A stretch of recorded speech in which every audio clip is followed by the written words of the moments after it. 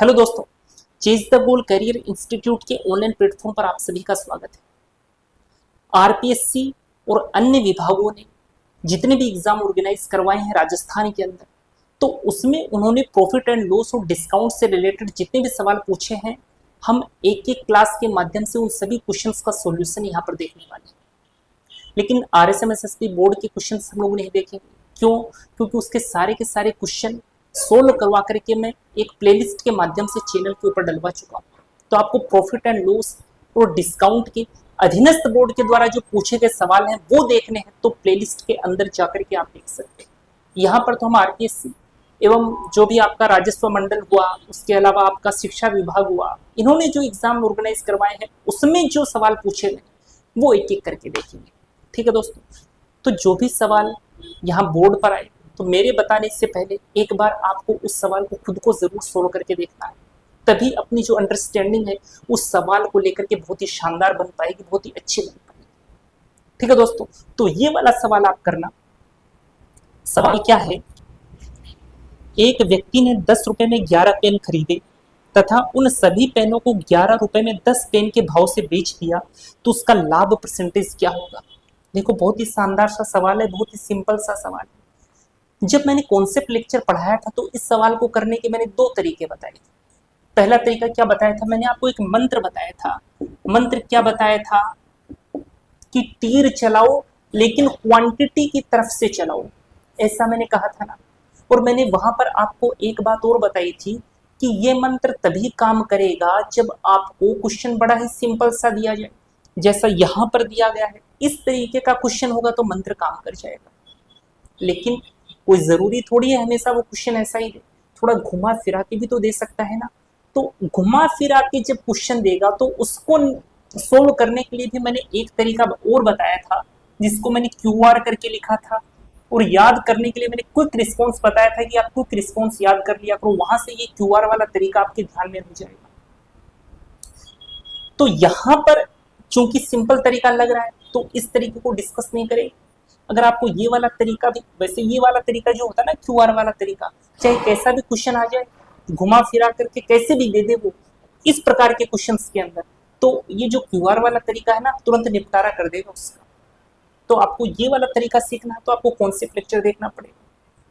तो profit and loss के अंदर मैंने ये वाला तरीका बहुत अच्छे से डिफाइन कर रखा है, बहुत अच्छे से बता रखा है। और लो टू हाई लेवल जितने भी क्वेश्चन बन सकते हैं वो सारे के सारे वहां डिस्कस कर रखे हैं। तो वहां कॉन्सेप्ट लेक्चर से और बेटर अंडरस्टैंडिंग डेवलप कर सकते हो इस चैप्टर को लेकर के। ठीक है दोस्तों, तो यहाँ तो खैर अपना मंत्र ही काम कर जाएगा, तो मंत्र काम कर जाएगा तो क्यों फालतू दूसरा वाला तरीका लगाए। तो इसी मंत्र से निकाल लेते हैं ना क्वेश्चन।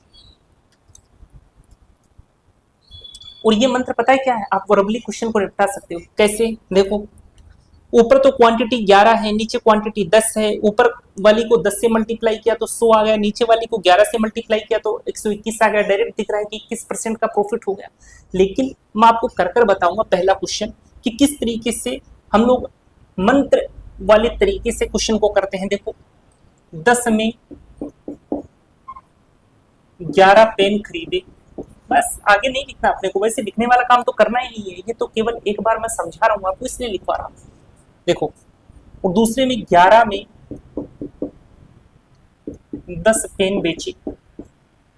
ठीक है, अब यहां पर क्वांटिटी की बात करनी है ना। मैंने क्या कहा? तीर चलाओ लेकिन क्वांटिटी की तरफ से चलाओ।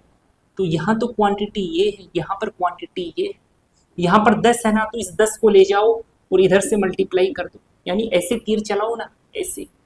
और यहाँ से तीर ऐसे चलाओ। ये नैनो की तीर नहीं है, ये अपने सवालों की तीर है। तो 10 इधर आकर के मल्टीप्लाई हुआ तो कितना आ गया? 100 में 110 पेन खरीदा। ठीक है, और इधर से 11 मल्टीप्लाई होगा तो कितना आ जाएगा? 121 में 110 पेन बेचा। जितना खरीदेगा उतना ही तो बेचे। ठीक है, अब इन क्वांटिटी से अपने को क्या मतलब है यार? अपने को तो प्रॉफिट एंड लॉस देखना है, तो अपने को तो रुपीज से मतलब है। 100 में लाया, 121 में बेचा, कितने का प्रॉफिट? 21 का। कितने के ऊपर? 100 के ऊपर। चूंकि परसेंटेज में निकालना है तो 100 से मल्टीप्लाई कर दो। 100 से 100 कट गया, कितना प्रॉफिट आ गया? 21% का प्रॉफिट आ गया। तो ऑप्शन नंबर 4 आपका आंसर हो जाएगा। लेकिन लिखना नहीं है। ये क्वेश्चन तो देखो वर्बली करने का मैंने बताया था ना अभी, कि आप इधर से 10 से मल्टीप्लाई करो तो 100 आया, ऊपर से 11 पकड़ के नीचे मल्टीप्लाई करो तो 121 आया, साफ साफ दिख रहा है 21% का प्रॉफिट हो रहा है। ठीक है, अगला क्वेश्चन देखना। इस क्वेश्चन में क्या कहा गया है, किसी वस्तु के अंकित मूल्य पर 20% छूट देने से इसका विक्रय मूल्य 24 रुपये हो जाता है। अंकित मूल्य पर 30% छूट दिए जाने पर इसका विक्रय मूल्य कितना होगा। देखो, वस्तु के अंकित मूल्य पर कितना डिस्काउंट दिया है, 20% का। फिर डिस्काउंट जो होता है वो तो हमेशा एमआरपी के ऊपर ही दिया जाता है। तो इधर तो आ गया एमआरपी, इधर आ गया सेलिंग प्राइस। डिस्काउंट कितना दिया है, 20%। तो 20% तो 1/5 होता है, तो 5 का टैग लगाया और कितने में बेचा, 4 में बेचा। छूट देने से इसका विक्रय मूल्य 24 रुपए हो जाता है। तो 4 किसके बराबर है, 24 के। यहां से 5 से मल्टीप्लाई कर दूंगा तो अपने पास एमआरपी आ जाएगा। इसको 5 से मल्टीप्लाई कर दूं तो अपने पास क्या आ जाएगा जी, एमआरपी आ जाएगा। कितना आएगा ये, 6 और 6 पंजे 30, 30 आ गया। उसने क्या कहा, अंकित मूल्य पर 30% छूट दिए जाने पर इसका विक्रय मूल्य कितना होगा। अब कितने परसेंट छूट देनी है, 30%। इसका 10% तो 3 है, 30% निकालोगे तो 3 का कितना गुना करोगे, 3 गुना करोगे तो कितना आएगा, 9 आएगा। 30 में से 9 को घटाओगे तो कितना आ जाएगा, 21। यानी कि सेलिंग प्राइस कितनी आएगी, 21। तो ऑप्शन नंबर सेकंड आपका आंसर हो जाएगा।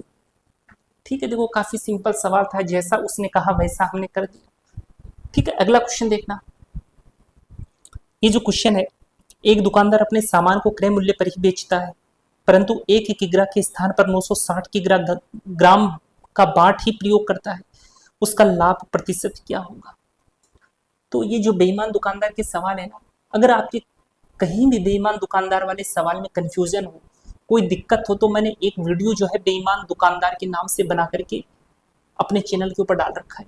आप वहां से उस बेईमान दुकानदार का पूरा कॉन्सेप्ट देख सकते हो। उस वीडियो के देखने के बाद ये गारंटी है कि आप इस प्रकार के क्वेश्चन को चुटकियों में सोल्व कर दोगे, कभी कोई डाउट नहीं आएगा, चाहे अगला कितना भी घुमा दे क्वेश्चन को। ठीक है, तो इस क्वेश्चन को देखो भाई, क्रय मूल्य पर ही बेचता है, कि क्रय मूल्य पर बेच देगा तो क्या तो खुद खाएगा, क्या अपने घर वाले को खिलाएगा, नहीं खिला पाएगा। यानी कुछ ना कुछ तो घपला करेगा ना। कितना घपला कर रहा है, क्या घपला कर रहा है, वो इस सवाल में उसने लिख दिया कि 1 किग्रा के स्थान पर 960 किग्रा ग्राम का बाट ही प्रयोग करता है। भाई करना तो था 1000 ग्राम का और यूज कर रहा है 960 ग्राम का।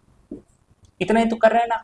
0 से 0 कैंसिल कर दो, 50 मैं कैंसिल कर रहा हूँ, रेशियो निकाल रहा हूँ मैं। ये कितना गया, 2 चौके 8, 2 अट्ठे 16, 48।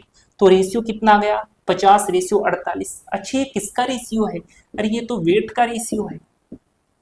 अच्छा, वेट के रेशियो से आप कभी ये बता सकते हो क्या कि कितना प्रॉफिट हुआ है, कितना लॉस हुआ, कभी नहीं बता सकते। वो तो आप तभी बता पाओगे जब अपने पास प्राइस का रेशियो होगा। तो कोई रिलेशन ऐसा है क्या जो वेट से अपने को प्राइस के अंदर लेकर चला जाए। तो मैंने कॉन्सेप्ट लेक्चर में आपको एक रिलेशन बताया था कि जो वेट होता है ना, वो वेट प्रोपोर्शनल होता है 1 अपॉन प्राइस के। आपने एक चीज का ध्यान दिया क्या, मैंने वेट प्रोपोर्शनल 1 अपॉन प्राइस बोला। कई लोग क्या करते हैं, कई लोग ऐसे बोलते हैं वेट इनवर्सली प्रोपोर्शनल है 1 अपॉन प्राइस के। ना, वेट इनवर्सली प्रोपोर्शनल नहीं है 1 अपॉन प्राइस के। वेट जो है ना वो इनवर्सली प्रोपोर्शनल केवल प्राइस के है, 1 अपॉन प्राइस के तो प्रोपोर्शनल है। बोलते वक्त भी अपने को ध्यान रखना है कि हम लोग बोल क्या रहे हैं, सही तरीके से बोलना है, हर एक चीज को सही बोलनी है। तो वेट जो है ना वो 1 अपॉन प्राइस के तो प्रोपोर्शनल है, लेकिन जो वेट है ना वो आपका प्राइस के क्या है, इनवर्सली प्रोपोर्शनल है। प्राइस का जो भी रेशियो होगा उसको पलटी मार के बैठाओगे तो वेट का रेशियो आएगा, वेट का जो भी रेशियो होगा उसको पलटी मार कर बैठाओगे तो प्राइस का रेशियो होगा। तो वेट का रेशियो तो अपने पास है, प्राइस का रेशियो चाहिए, तो 48 से 50 ये प्राइस का रेशियो आ गया। और छोटा कर सकते हैं ना यार, और छोटा कर दो, 24 और ये 25, 24 से 25 कितना ज्यादा, 1 ज्यादा। कितने की तुलना में, 24 की तुलना में। क्योंकि परसेंटेज में निकालना है तो 100 से मल्टीप्लाई कर दिया। इसको सोल्व करोगे तो कितना आएगा, 24 चौक 96, 4 और ये आ गया 24, 4 कम 4, 6 चौक 24, तो कितना आएगा 4 से ही 1/6%। ये प्रॉफिट आ जाएगा। कोई है ऑप्शन ऐसा, ऑप्शन नंबर फर्स्ट ऐसा। तो ऑप्शन नंबर फर्स्ट आपका आंसर हो जाएगा। तो कितना सिंपल सवाल था। अगला सवाल देखना, इस सवाल में क्या कहा गया है, एक दुकानदार अपने सामान पर क्रय मूल्य से 20% अधिक अंकित करता है तथा अंकित मूल्य पर 10% की छूट देता है, उसका लाभ परसेंटेज क्या होगा। देखो, अपने सामान पर क्रय मूल्य से 20% अधिक अंकित करता है। मान लो जो सीपी है, जो कॉस्ट प्राइस है, जो क्रय मूल्य है, जो लागत मूल्य है, वो कितना है, 100 है। उसने क्रय मूल्य से 20% अधिक अंकित किया, यानी एमआरपी कितना है, 120 है। ये जो एमआरपी है ना, उसके सारे नाम पता होने चाहिए अपने को। कई बार क्वेश्चन के अंदर अलग अलग नाम यूज कर लेता है, जैसे खुदरा मूल्य, खुदरा मूल्य भी एमआरपी को ही बोलते हैं। अच्छा, एमआरपी के सारे नाम बताऊं क्या मैं आपको, क्या क्या नाम है। एमआरपी को एमआरपी बोलते हैं, ये तो पता है। मार्किंग प्राइस बोलते हैं एमपी। इसके अलावा खुदरा मूल्य बोलते हैं, अंकित मूल्य बोलते हैं, सूची मूल्य बोलते हैं, बाजार मूल्य बोलते हैं, छपा मूल्य भी तो बोलते हैं। तो ये जो नाम है ना, जैसे आपका खुदरा मूल्य हुआ, जैसे आपका बाजार मूल्य हुआ, ये अपने को कंफ्यूज कर सकते हैं। तो इन नामों को अपने को थोड़ा ध्यान में रख करके चलना है। तो सीपी कितना था, 100। 20% अधिक पर क्या कर दिया, मूल्य छाप दिया उसने, तो कितना हो गया, 120। तथा अंकित मूल्य पर 10% की छूट देता है। इस पर 10% की छूट देगा, तो इसका 10% तो 12 है। 120 में से 12 को घटाओगे तो कितना आएगा जी, 108। ये क्या आ गया, सेलिंग प्राइस आ गया, इतने पर बेचेगा वो। तो उसका लाभ परसेंट कितना होगा भाई, 100 से 108, तो डायरेक्ट दिख रहा है कि कितने परसेंट का प्रॉफिट हो गया, 8% का प्रॉफिट हो गया। तो ऑप्शन नंबर थर्ड आपका आंसर हो जाएगा। ठीक है, अगला क्वेश्चन देखना। देखो, बहुत ही आसान सवाल है। यदि 15 वस्तुओं का क्रय मूल्य 12 वस्तुओं के विक्रय मूल्य के बराबर हो तो लाभ प्रतिशत क्या होगा। 15 वस्तुओं का क्रय मूल्य यानी कि 15 का सीपी कितने के बराबर है, 12 के एसपी के, 12 का एसपी। तो सीपी और एसपी का रिलेशन, सीपी और एसपी का रेशियो निकाल लो, सीपी अपॉन एसपी। 3 से काट दो, 3 चौके 12, 3 पचे 15। ठीक है, 4 मिलाया, 5 में बेचा, कितने का प्रॉफिट कमाया, 1 का। कितने के ऊपर, 4 के ऊपर। परसेंटेज में निकालना है तो 100 से मल्टीप्लाई कर दो। साफ साफ दिख रहा है कि 25% का क्या हो गया, प्रॉफिट हो गया है। तो ऑप्शन नंबर थर्ड आपका आंसर हो जाएगा। ठीक है, अगला क्वेश्चन देखना। अच्छा, इस क्वेश्चन को देखो, एक वस्तु 10% लाभ से विक्रय मूल्य 330 रुपए पर बेची जाती है, तो उस वस्तु का क्रय मूल्य क्या है। 10% के लाभ से विक्रय मूल्य 330 पर बेची जाती है। 330 पर क्या की जाती है, बेची जाती है। तो मैंने आपको कॉन्सेप्ट लेक्चर में एक चीज बताई थी कि जो भी चीज दी जाती है ना, उसको तो नीचे रखा करो, और जो भी चीज पूछी जाती है ना, उसको ऊपर रखा करो। कई बार स्टूडेंट क्या होते हैं, इस बात को लेकर के कंफ्यूज हो जाते हैं कि यार पूछी जाने वाली चीज को नीचे रखना है या फिर दी जाने वाली चीज को नीचे रखना है, ऊपर किसको रखना है, नीचे किसको रखना है, कई बार कंफ्यूज हो जाते हैं। तो इसको याद करने का तरीका भी मैंने आपको बताया था। ठीक है, तो जो पूछी जाने वाली चीज है उसको हमेशा ऊपर रखते हैं, जो दी गई चीज है उसको हमेशा नीचे रखते हैं। देखो, तो अपने को दिया क्या गया है, अपने को तो एसपी दिया गया है ना। 10% लाभ से विक्रय मूल्य 330 रुपए पर बेची जाती है, तो जो चीज दी जाती है उसको नीचे रखो। ये लो जी, नीचे रख दिया 110। तो उस वस्तु का क्रय मूल्य क्या होगा, क्रय मूल्य तो 100 मानते हैं ना। लो जी, जो चीज पूछी गई उसको ऊपर रख दिया। इसको 16 कर दो, इस 0 से ये 0 कट गया, 11 से 3 पर कट गया, तो ये कितना गया जी अपने पास, 300। तो सीपी कितना गया, 300। तो ऑप्शन नंबर 4 आपका आंसर हो जाएगा। ठीक है, अगला क्वेश्चन देखना। इनको देखो, राजन ने छत के 2 पंखे 2500 रुपए प्रति पंखे की दर से खरीदे। यानी 2 पंखे है ना, प्रत्येक 2500 रुपए का है, यानी दोनों का सीपी क्या है, दोनों का सीपी सेम है। उनमें से एक पंखे को 15% लाभ और दूसरे को 8% हानि से बेचा, तो इस सौदे में कितने प्रतिशत लाभ अथवा हानि हुई। 2 पंखे खरीदे, दोनों का सीपी क्या है, सेम है। सीपी सेम लिख देता हूं या फिर इक्वल है। ठीक है, इधर तो पहले पंखे की बात करेंगे और इधर दूसरे पंखे की बात करेंगे, सेकंड फैन की बात करेंगे, सीपी और एसपी की बात करेंगे, इधर सीपी और एसपी की बात करेंगे। एग्जाम में इतना नहीं लिखना अपने को, एग्जाम में राइटिंग के नंबर बिल्कुल नहीं मिलेंगे, केवल सही करने के मिलेंगे। और सही करना है और एक बार में ही करना है। कई लोग फटाफट करते हैं और गलती कर बैठते हैं, फिर 4 बार चेक करते हैं। तो उससे बढ़िया एक बार ही कर लो, थोड़ा सा टाइम ज्यादा दे दो लेकिन ढंग से कर लो ताकि नंबर मिल जाए अपने को। ठीक है, हाँ, तो उनमें से एक पंखे को 15% लाभ पर भी 15% कितना होता है, 15% तो 3/20 होता है ना, यानी कि 20 में लाया और 23 में बेचा। यही तो बात है। चलो आगे देखो, और दूसरे को 8% हानि पर 8% कितना होता है, 8% तो 2/25 होता है, तो 25 में लाया और 23 में बेचा। ये पता है ना कैसे निकाल रहा हूं मैं, 8% परसेंटेज हटाया, अपोन में 100 बिठाया, 4 से काटा, 4 दूनी 8 और ये 25 चौके 100। ठीक है, तो 25 से 23 हो गया, क्योंकि लॉस की बात की जा रही है। चलो अब उसने क्या कहा है कि सीपी इक्वल है, तो अपना सीपी कहाँ इक्वल है, यहाँ तो 20 है, वहां 25 है, तो सीपी तो इक्वल बनाओ। जितनी चीज उसने कही है ना, वो सारी की सारी कंडीशन फॉलो करो, आंसर अपने आप आएगा। देखो तो इसको मैं क्या बना सकता हूँ, 100 बना सकता हूँ, तो 25 चौके 100, 4 से इस पूरे को मल्टीप्लाई कर दो, 20 को 5 से करोगे तो 100 आ जाएगा, ये लो जी 5 से इसको कर दो, तो ये कितना हो गया 100। 23 को 5 से करोगे तो 23 पंजे तो 115 होता है जी। ठीक है, यहाँ पर इस पूरी ये जो दोनों नंबर है इनको 4 से करोगे तो ये तो 100 आ जाएगा, 23 को 4 से करोगे ये 92 होता है। चलो अब उसने पूछा क्या है, तो कितने प्रतिशत लाभ अथवा हानि हुई, तो टोटल सीपी देखो पहले, टोटल सीपी कितना है 200 है, 100 तो ये वाला और 100 ये वाला। टोटल एसपी क्या है भाई, टोटल सीपी और टोटल एसपी पता होगा तभी तो प्रॉफिट या लॉस बता पाएंगे। 115 और 92 को जोड़ो तो 115 के अंदर आप 100 जोड़ दो तो कितने हो गए 215 हो गए, 215 से 8 माइनस कर दो तो कितना आ जाएगा, ये तो 207 आ जाएगा। ठीक है, तो 200 रुपए खर्च किए, 207 में बेचा, 7 का फायदा कमाया, कितने के ऊपर कमाया 200 के ऊपर कमाया, चूंकि परसेंटेज में निकालना है तो 100 से मल्टीप्लाई किया, इन 2 जीरो से ये 2 जीरो कट गया, 7 का आधा किया तो कितना आ गया जी 3.5%। 3.5% पे क्या हुआ है, प्रॉफिट हुआ है, क्योंकि 200 में लाया था 2 से 7 में बेचा तो 3.5% का क्या हो गया, प्रॉफिट हो गया। ऑप्शन नंबर 3 आपका आंसर हो जाएगा।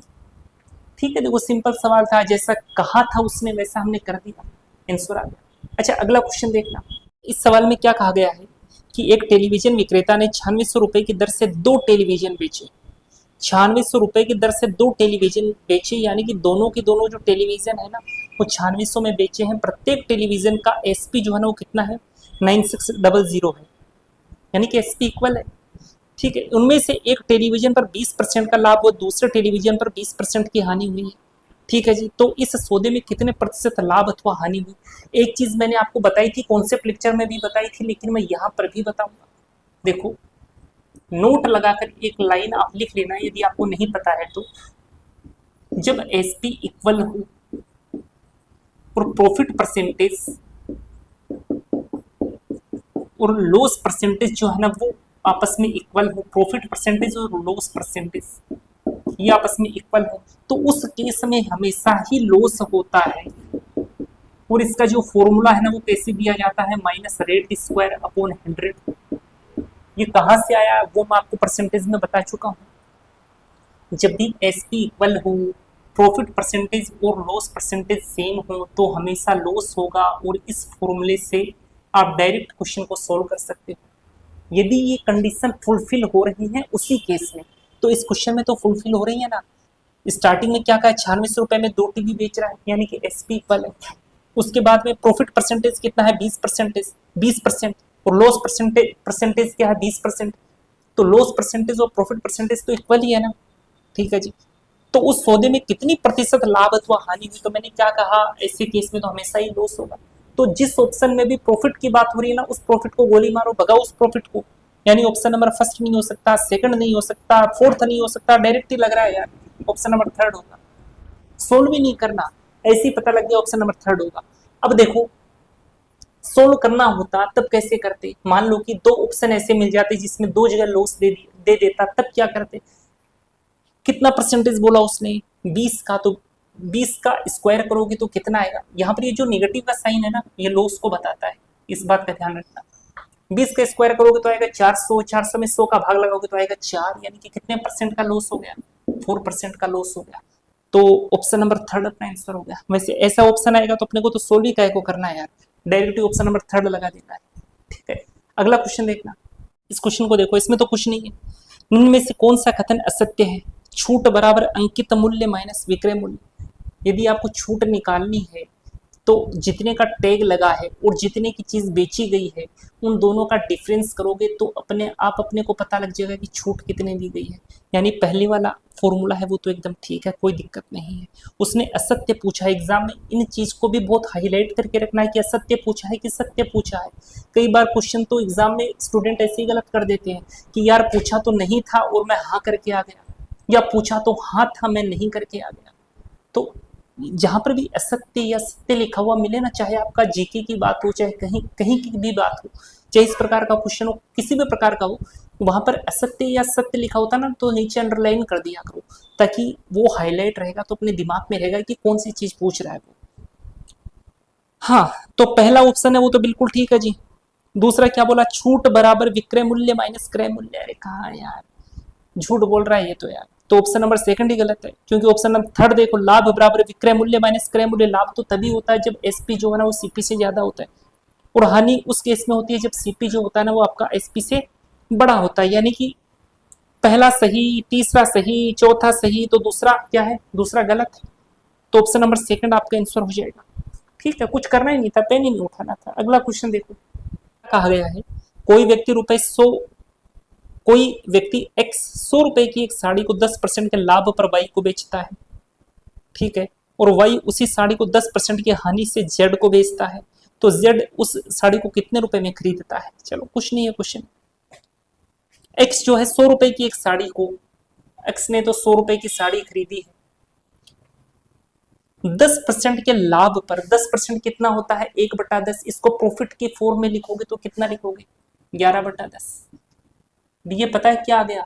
एक्स का सेलिंग प्राइस आ गया, एक्स ने इतने में बेचा है, लेकिन जिसने खरीदा है ना उसका एक कॉस्ट प्राइस है।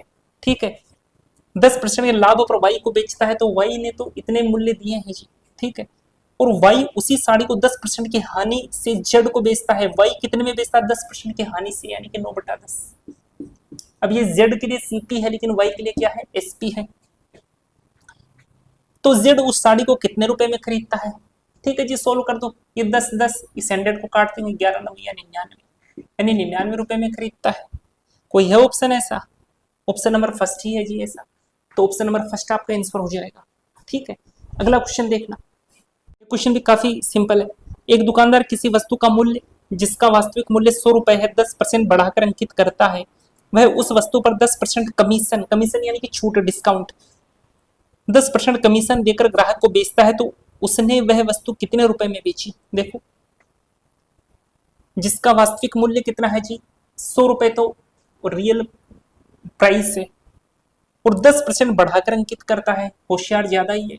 10% बढ़ाया तो इसका 10% तो 10 होगा, तो ये 110। ये क्या है जी? एमआरपी है, मैक्सिमम रिटेल प्राइस।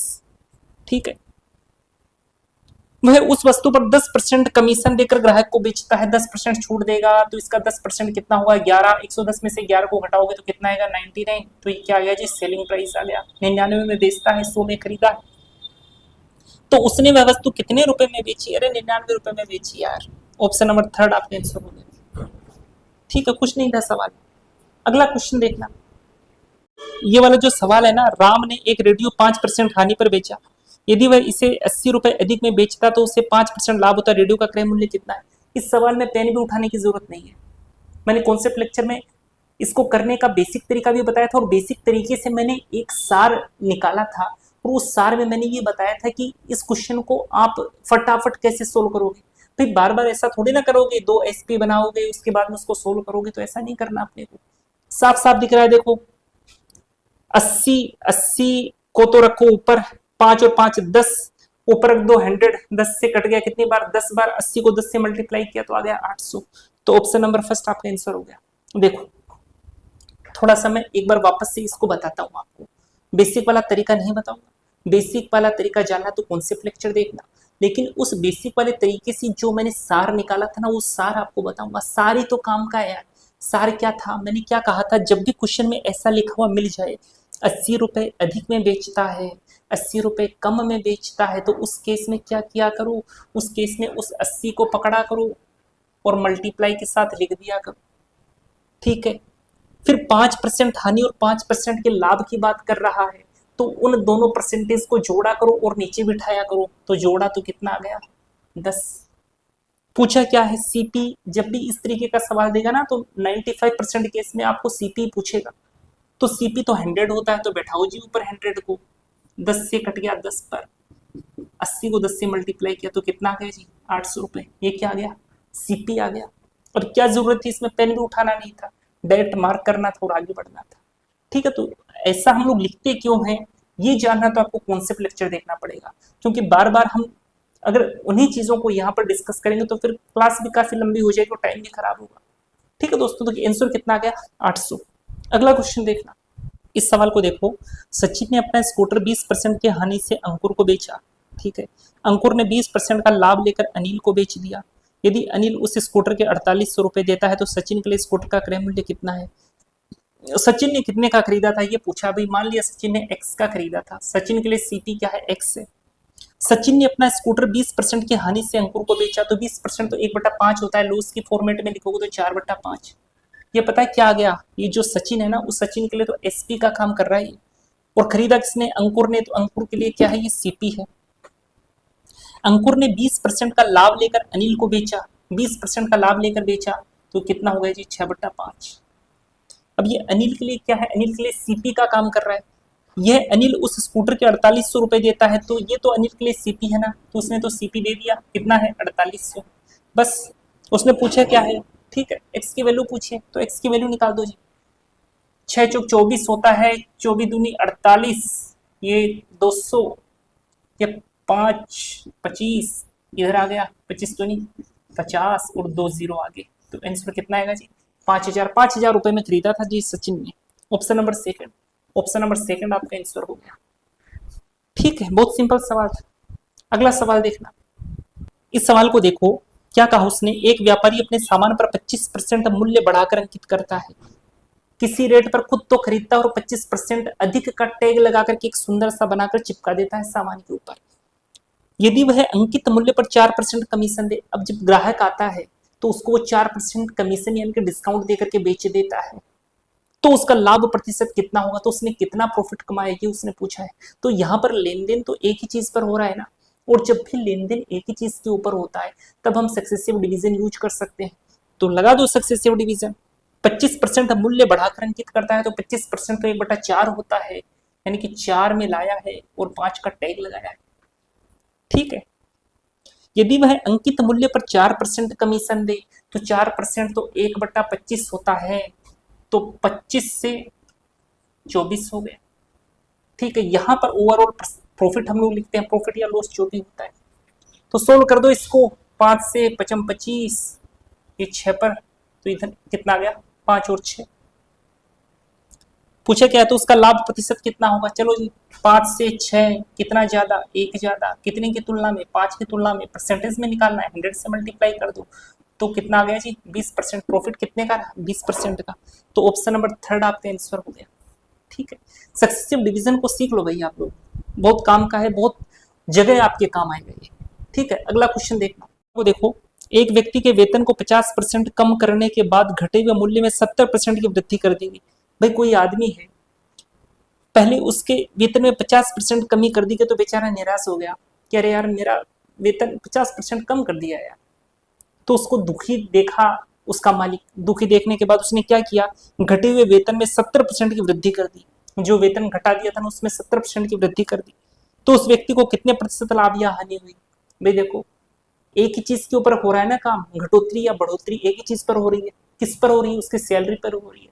तो जब भी एक ही चीज के ऊपर चाहे लेन देन हो, चाहे इंक्रीमेंट हो, चाहे डिक्रीज करना हो, तो एक ही चीज के ऊपर हो तो क्या लगा सकते हैं सक्सेसिव डिवीजन।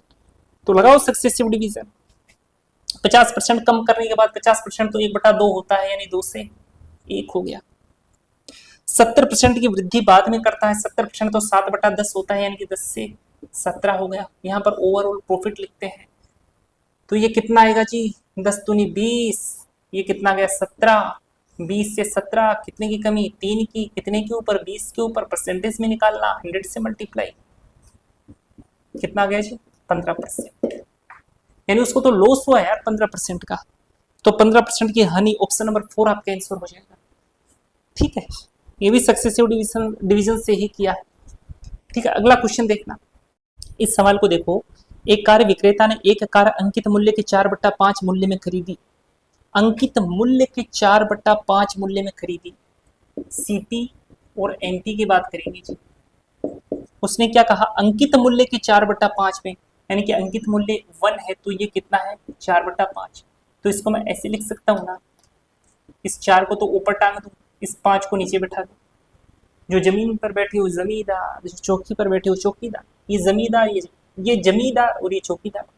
ऊपर बैठा है तो चौकीदार, नीचे बैठा है तो जमींदार। ठीक है, मूल्य में खरीदी तथा उसे अंकित मूल्य से 12% अधिक में बेच दिया। अच्छा इधर ये बताओ मुझे, सीपी और एमपी का रेशियो तो अपने को पता ही है, 4 है 5 है, तो इसको मैं ऐसे लिख सकता हूँ क्या, 40 और 50 लिख सकता हूँ भाई। ऐसे लिखने पर रेशियो में तो कोई चेंजेस नहीं आ रहे, यानी मैं ऐसे लिख सकता हूँ ताकि काम थोड़ा सिंपल हो जाए, कैलकुलेशन थोड़ी सिंपल हो जाए। तथा उसे अंकित मूल्य से 12% अधिक में बेच दी। अंकित मूल्य से 12% अधिक में भी इतना तो मार्क लगा, इतना तो टैग किया उसने। टैग का मतलब क्या, इतना इतने का तो टैग लगाया उसने, और उस पर 12% अधिक में और बेच रहा है। तो इसका 12% निकालो भाई, इसका 10% नहीं, पहले 1% बोलो इसका, तो 1% तो 0.5 है ना, तो 12% निकालोगे तो 0.5 को 12 से मल्टीप्लाई करोगे तो कितना आएगा, 6 आएगा। तो इसके अंदर 6 छोड़ोगे तो कितना आ जाएगा, 56 आ जाएगा। ये काम सारे के सारे मन ही मन में करने के होते हैं। और ये 10% कैसे निकालते हैं, 1% कैसे निकालते हैं, 0.1% कैसे निकालते हैं, ये आपको करने का शॉर्ट तरीका पता होना चाहिए, ताकि आप ये जो छोटे मोटे परसेंटेज है ना, ये इजीली निकाल सको। मैं एक बार बताऊं आपको, जैसे अगर आपको मान लो 10% निकालना है, तो जो भी संख्या है ना, तो एक अंक छोड़ करके पॉइंट लगाया करो। जैसे 675 है, मैं कह दूं 675 का 10% बताओ, तो एक अंक छोड़ो पॉइंट लगा दो, कितना आ गया 67.5। यदि मैं ऐसा कहूं इसका 1% बताओ, तो 2 अंक छोड़ करके पॉइंट लगा दो। यदि मैं ऐसा कहूं कि 1% बताओ, तो 2 अंक छोड़ करके पॉइंट लगा दो, तो 2 अंक छोड़ करके पॉइंट लगाओगे तो कितना आ जाएगा 6.75। ये 1% आ गया, ये 1% आ गया 675 का। यदि मैं कहूँ 0.1% बताओ, तो आप 3 अंक छोड़ करके पॉइंट लगा दो, 0.675। ये लो जी, कितना आ गया 0.1% आ गया। और ये 10% हुआ, 1% हुआ, 0.1% हुआ, ये आप फटाफट वर्बली निकाल दोगे ना, तो आपका काफी काम सिंपल हो जाएगा, ये मानकर चलना। फिर देखना स्पीड कितनी इंप्रूव होगी, कितनी फास्ट स्पीड आएगी कैलकुलेशन करने की। ठीक है, तो उसने पूछा कि अपने से, तो उसका लाभ प्रतिशत क्या है, 40 में लाया, 56 में बेच रहा है, कितना ज्यादा में बेच रहा है, 16 ज्यादा में बेच रहा है, कितने के ऊपर, 40 के ऊपर, परसेंटेज में निकालना है तो 100 से मल्टीप्लाई कर दो। ठीक है जी, 4 से काटते हैं, 4 चौक 16 और ये 10 से काटा 10 हम 100, यानी कि कितने परसेंट का प्रॉफिट हो गया जी, 40% का प्रॉफिट हो रहा है उसके। तो ऑप्शन नंबर 4 आपका आंसर हो गया। ठीक है, कुछ नहीं था सवाल में। अगला सवाल देखना, इस सवाल को देखो। एक मोटरसाइकिल को 22,600 रुपए में बेचने पर एक व्यक्ति को 13% का लाभ होता है, उसे कुल कितने रुपए का लाभ होता है। तो 13% कितना होता है जी, 13% जो होता है वो तो 13/100 होता है। तो 100 तो क्या हो गया सीपी, भी 13% का लाभ होता है ना। लाभ हो चाहे हानि हो, ये हमेशा सीपी के ऊपर ही कैलकुलेट होते हैं। डिस्काउंट जो होता है वो हमेशा एमआरपी के ऊपर कैलकुलेट होता है। तो सीपी कितना है, 100 है, और एसपी कितना है, 113 है, तभी तो 13% का प्रॉफिट होगा। ठीक है, बेचा कितने में है, 22,600 में, तो ये 113 किसके बराबर है, 22,600 के। तो 22,600 के बराबर कौन है जी, 113 है। उसने पूछा क्या है, उसे कुल कितने रुपए का लाभ होता है, कितना ज्यादा है, 13 ज्यादा है ना, तो 13 से मल्टीप्लाई कर दो। चलो जी, इसको सोल्व कर दो, आंसर आ जाएगा। तो जस्ट इसको 2 बार काटेगा ये 200, इसको सोल्व करोगे तो 13 दूनी 26 और 2 0 आ गए, यानी कि उसको 2600 रुपए का क्या हो रहा है जी, लाभ हो रहा है। तो ऑप्शन नंबर 3 आपका आंसर हो जाएगा। काफी सिंपल सवाल था। ठीक है दोस्तों, आज हम लोग इतना ही रखते हैं। आगे के क्वेश्चन जो है वो कल डिस्कस करें। कोई भी डाउट आता है कमेंट बॉक्स में पूछ सकते हो। और अगर आपको ये जो हमारी सीरीज है, जो हम प्रीवियस ईयर्स क्वेश्चंस को आप लोगों को सोल्व करवा रहे हैं, ये पसंद आता है तो उसको वीडियो को आपको लाइक जरूर करना है। चैनल पर नए हैं तो चैनल को सब्सक्राइब जरूर करना है। मिलते हैं कल की क्लास में, तब तक के लिए धन्यवाद।